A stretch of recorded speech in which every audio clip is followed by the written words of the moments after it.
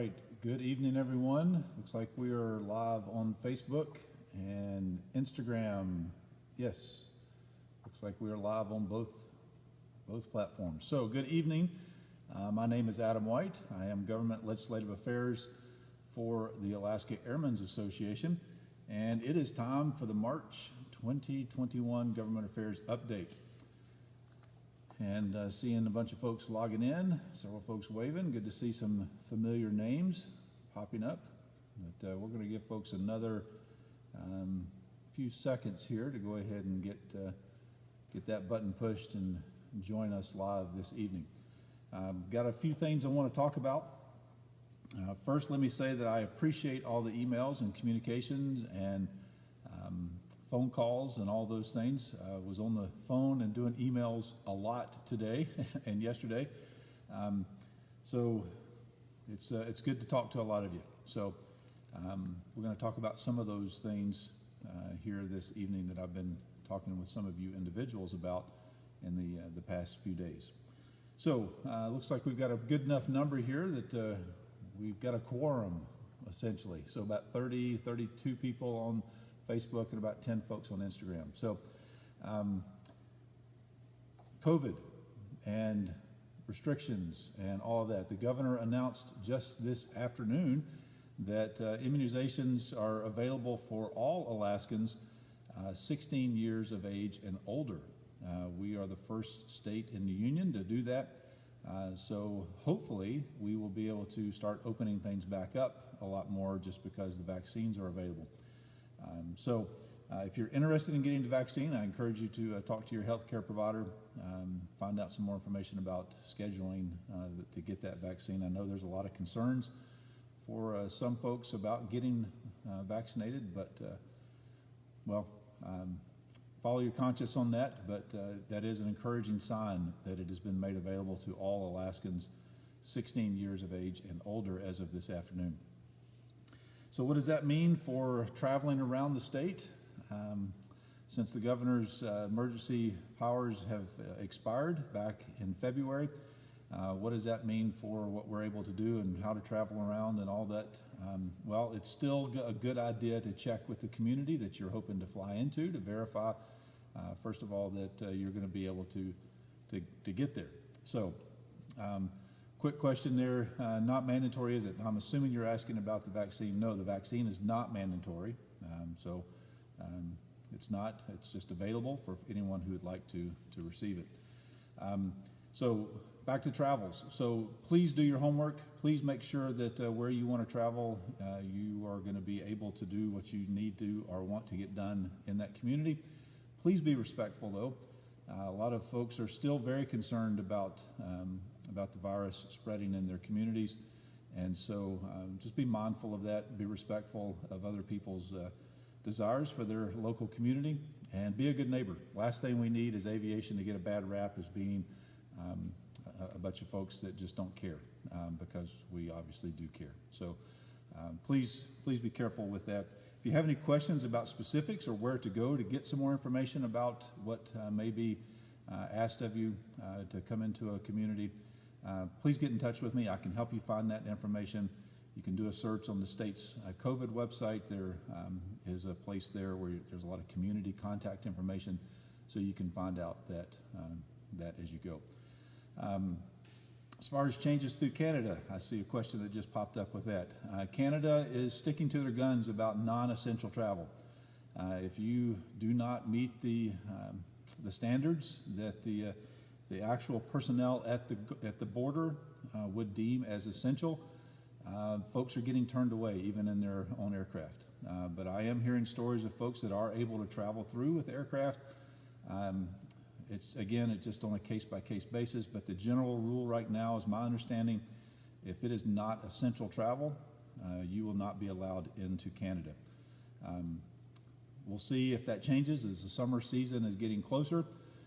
Actually, we were above freezing today here in Nenana. The hangar, the snow is coming off the roof here, the hangar today, and man, that's a great sound after a long, dry, cold, dark winter. So we'll see what happens with Canada. and what may be the case coming through Canada. But again, it is up to, while they do have their nationwide standards, the folks at the border do have a lot of latitude when it comes to determining whether or not you are deemed essential with your travel through Canada. But expect to be given some severe limitations as to what you can do and where you can go. And please, again, be a good neighbor. Don't be a jerk about this stuff. I've heard a couple of stories of folks that just did not help themselves and some of the things they were saying and doing when they were trying to get into Canada, and no surprise, they were turned away. So I'm looking at my list, which, by the way, if you've got a question at any time, go ahead and type it in, and I'll try to keep an eye on both devices here to make sure I see your question when it pops up. But insurance. Continuing to get a lot of reports from our members that their insurance policies and rates are going up.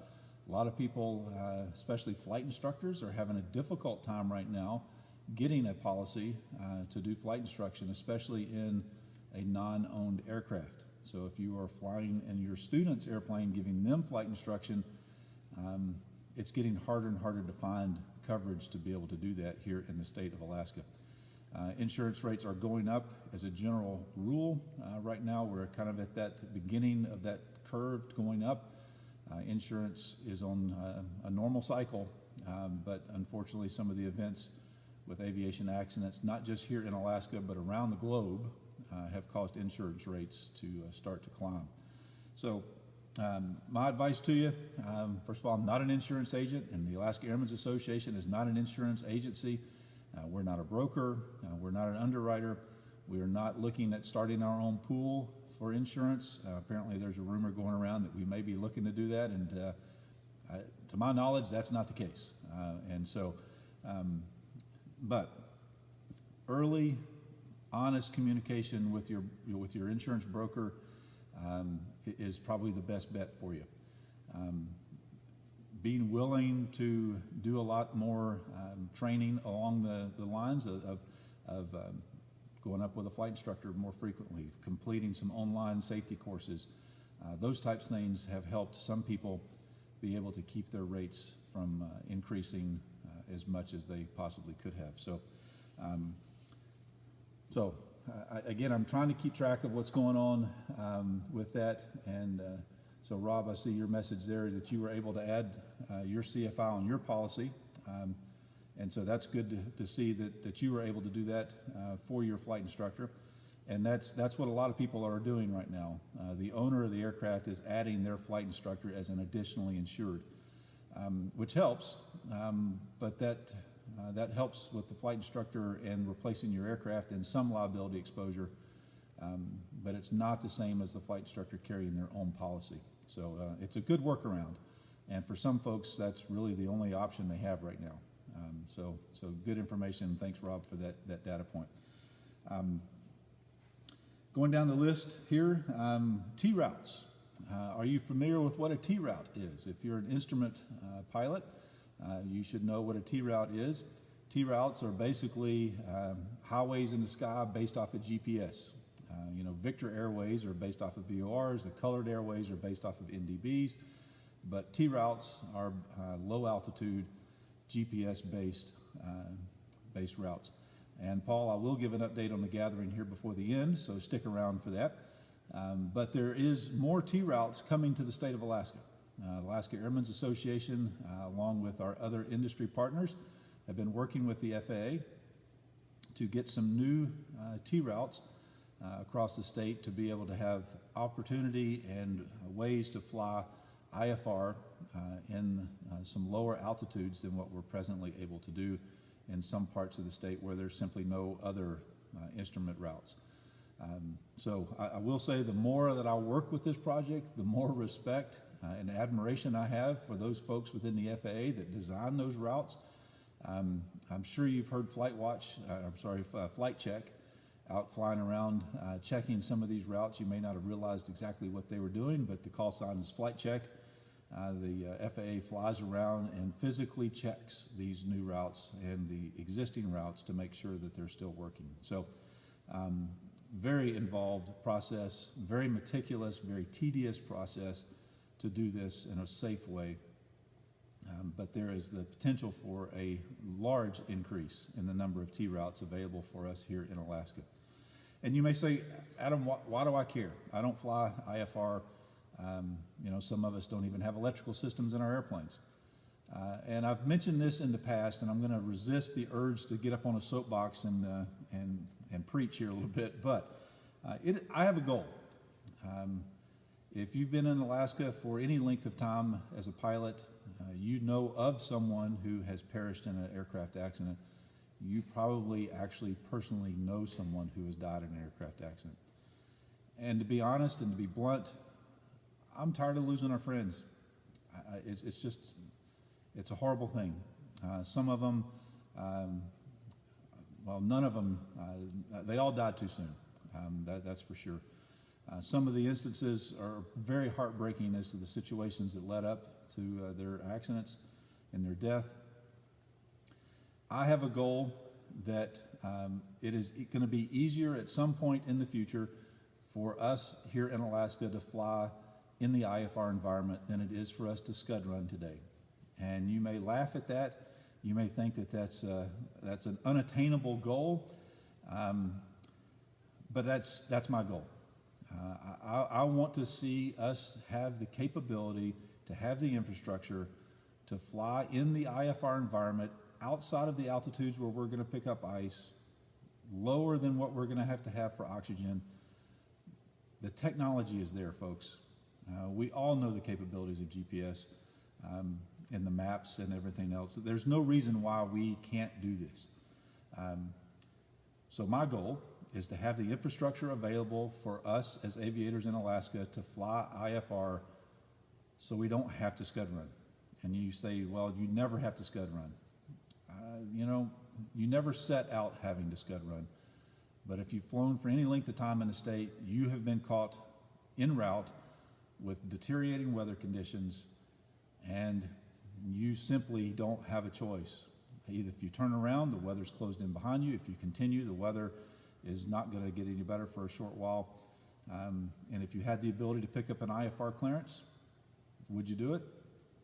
Would you be able to fly that route to get to an airport, to a safe haven? So that's my goal. And so that's why I'm excited to see the possibility of these new T routes coming online pretty soon. Actually, some of them we can start seeing in the near future, within the next year. So be looking for that. Be looking for some opportunities to fly IFR in some places that you've never thought that you would. Actually, even the potential of flying through some mountain passes. And I know that sounds crazy, but we're not talking about flying down in the valley IFR, but flying through one of the major mountain passes here in the state below 10,000 feet and be able to get through the Alaska range. So look for those to come up, and I'll give you more information as we get closer to those things being published. So speaking of things being published, the restricted area down at Clear Air Force Station, just south of me, where I'm presently sitting here in the hangar. There's been more setbacks with that project, with getting those radars online.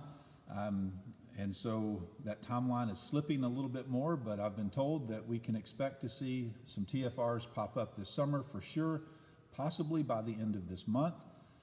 They would not be charted because of making sure that their testing is all complete, and then the normal chart cycles, which, by the way, we're going to talk about chart cycles this evening. But if you fly through Windy Pass between the Fairbanks and Anchorage area, be on the lookout for the potential for TFRs to pop up over the Clear Air Force Station, and that current restricted area is going to get larger with that new radar that comes online. So check your NOTAMs, check with Flight Service as you're flying along, and look for more details when that TFR is going to come online and what that's going to look like. And so we'll be able to help you navigate through that and understand what's happening. Some very exciting news that I may have mentioned to some of you already. You may have heard some of this before, but Alaska is going to get 11 new ADSB ground stations within the next 2 years. This is huge. This is incredible news. And if you're curious to know the areas that those are going to be coming in, I can give that area list to you. Not going to get into all the weeds of that tonight, but some of the areas where you would think we would have had coverage by now that we don't, like maybe down on the Kenai Peninsula, maybe in the Copper River Basin, maybe up towards Fort Yukon here in the interior, maybe out towards Indian Mountain, by Galena. Those are the places where we can expect to see an ADSB ground station within the next 2 years.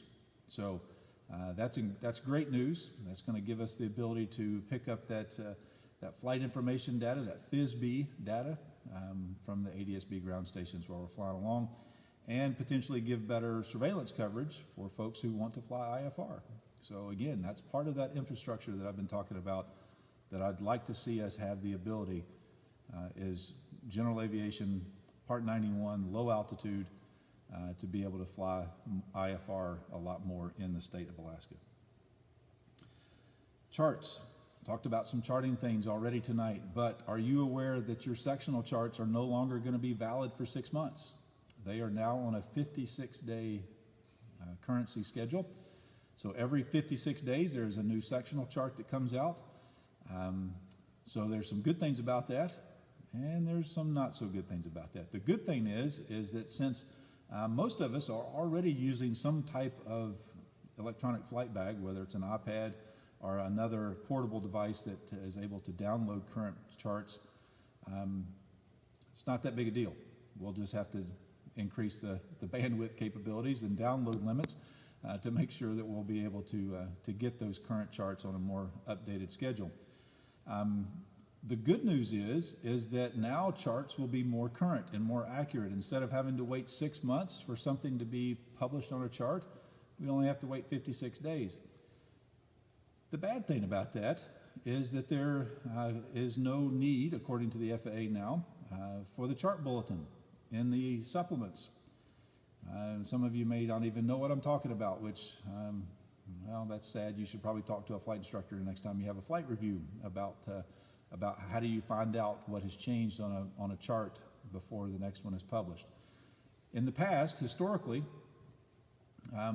we've been able to look in the Alaska supplement or the other supplements, chart supplements for the other parts of the country you may fly in, and there's a chart bulletin section that lists all the changes to the sectional chart or the IFR charts that you need to be aware of that have not made it actually on the physical copy.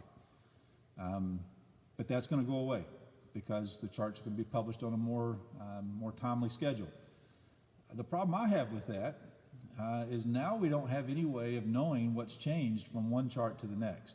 Now with the chart bulletins, we didn't know everything that changed, but we had a pretty good idea of some of the things that were changing. I've reached out to the FAA, and what I'm being told at this point is that there is no plan to be able to know what the change log, quote unquote, to use that term, from one chart to the next chart. So those of you who have flown IFR and have used JEP charts in the past before we all went digital, I remember back in the day, you get that envelope in the mail and you sat down and you spent a couple hours replacing your JEP charts. And that was an opportunity for you to study the plates and the charts to see what was different. And it was very helpful for us to be aware of what was going on. We don't have that opportunity with sectional charts, and so I'm trying to figure out a way to go back and learn and know what has changed from one chart publication to the next, and that is not an easy thing to do. So if that is an important thing to you, please let me know. I need to know if I'm kind of out in left field with wanting to know that. So I would appreciate it if you could let me know if you think that's an important thing for us to try to figure out, if we can have a list of all the changes from one chart publication to the next. The GA survey is out, and you may say, Adam, I have no idea what that is. If you get a postcard in the mail here in Alaska every year asking you to go online and fill out a bunch of questions about how much did you fly in the past year, what kind of equipage do you have in your airplane, it's that time of year again. And it's actually very important that you fill that survey out. And This is not just Big Brother wanting to know what you're doing, what you have in your airplane. This helps the FAA, and it helps folks like us at the Alaska Airmen's Association know what the size of the fleet is in the U.S., helps us understand how much people are flying, helps us understand what the equipage is in the aircraft. How many people still have an ADF in their airplane? How would we know that unless we ask questions like we do in this GA survey? So please either go online and fill out that survey, or when you get that postcard in the mail, it'll remind you how to go about and do that. It is very important that you answer those questions. So please do that so we can have a better idea of what the size of the fleet is and the equipage of the fleet. It's that time of year where it seems like there's a lot of master plan projects underway for airports. Birchwood is in the middle of one right now, so is Big Lake and Cordova, several others around the state, but I know Birchwood is in the middle of some public meetings, and so if you fly in and out of Birchwood, if you're based at Birchwood, this is where the Alaska Airmen's Association supports local pilot groups by encouraging you to participate in the Birchwood Pilots Association and their attempts and their goal of being able to give some good feedback to the FAA and to DOT for this master plan project that's happening at Birchwood, especially right now. And I know a lot of you have commented during the comment period for Big Lake. I appreciate that. I worked with a lot of the local folks based at Big Lake in formulating their public comments. So please participate in the process because that's the only way we can make sure that we have a good product and get the things that we think we need when it comes to improving airports. So, folks were asking, there was a couple of questions about the Great Alaska Aviation Gathering. And yes, the Great Alaska Aviation Gathering is going to happen. That's the goal, that's the plan. We are well underway with that event. There's some changes though. It is not going to be in Anchorage. It is going to be in Palmer. It is going to be at the Alaska Fairgrounds in Palmer. And it is going to be on May 8th and 9th, which is the second weekend in May this year. And I apologize, but that is Mother's Day weekend. So sorry for that, but that was the only available time we were able to get to Fairgrounds. And we are going to have the event. It's going to be different, if for no other reason that it's at the Fairgrounds than at the Ted Stevens Anchorage International Airport and the FedEx hangar. There's spaces to spread out, to have better social distancing there at the fairgrounds, the ability to have some things going on outside under some of the covered pavilions. There's an opportunity to have some more activity with aircraft there at the fairgrounds, some helicopter rides, maybe some STOL demonstrations, maybe not, we'll see. Also close to the Palmer Municipal Airport for areas of static display of aircraft that may not be able to taxi down the road to get to the fairgrounds. And then there will be a shuttle between the airport, the Palmer Airport and the fairgrounds. So if you'd like to fly in, you can catch a ride on the shuttle and get over to the fairgrounds, as well as go the other direction to be able to look at the static displays and things happening there at the airport. So once again, the Great Alaska Aviation Gathering is a go. But it is going to look different. It's not going to be the same event that we're all accustomed to. Some vendors are not going to be able to make it up because of travel restrictions still in other parts of the United States and with their companies. I know some of the government types are still under a travel freeze through the end of the fiscal year, so folks with the government may not be able to attend in an official capacity. So we're doing our best though, and so stay tuned for more details and more information about that. You can go to our website, alaskaairmen.org, and find out some more, or you can just do a search through your search engine of the Great Alaska Aviation Gathering, and you'll find the website there for the event. Speaking of events and websites and exciting things, if you bought your ticket yet for the raffle cub, hopefully you have, but I know some of you haven't because we still have tickets. So they are selling fast. So if you want to buy a ticket for the Cub this year, you can call the office at 907-245-1251. That's 907-245-1251, and buy your tickets for the raffle plane. There is some volume discounts, so if you want to buy more than one, you'll actually start getting a little bit of a price break with that. But if you want to see what's happening with that build, you can go to our YouTube channel, which, by the way, these government legislative affairs updates are archived on our YouTube channel, so you can search Alaska Airmen and YouTube and find our channel there, and you can look and see what Acme Cub is doing by building your Cub that you're going to win because you bought your ticket, right? So it's incredible aircraft, doing some pretty neat stuff with it, and so I encourage you to go watch those videos so you can see the airplane you're going to win. But you have to buy a ticket first, so please do that. Those ticket sales help fund the efforts of the Alaska Airmen's Association and our scholarships, our government affairs activities, and the association as a whole. So if you're not a member, I encourage you to go to the website alaskaairmen.org and find out more about what we do and what membership entails. You'll be able to get the copy of the transponder, which is our publication, our newspaper. Yes, we still print a newspaper about once every 2 months, which, by the way, we've got a press deadline coming up here on the 15th of this month for the next edition of the transponder. So be looking for that in your mailbox probably within the next month. Those are the things I had on my list, and need to scroll back through and see a lot of people joining us here and there. And let's see.